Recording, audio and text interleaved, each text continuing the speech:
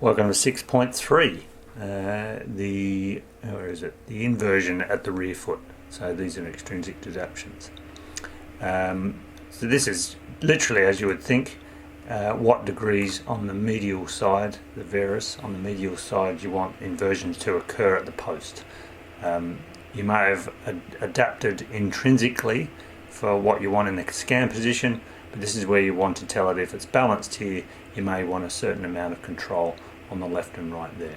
Again, it's our role to, as clinicians, to decide what it is that we want to see and use the ultimate power of variations between a script to produce the control that we want in the rear foot with the different variations that we want.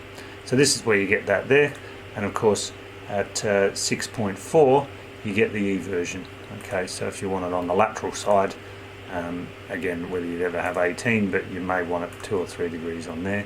But again, if you add those up, that will be a net sum gain of 0. So that one goes back to 0, and this one comes back to an eversion.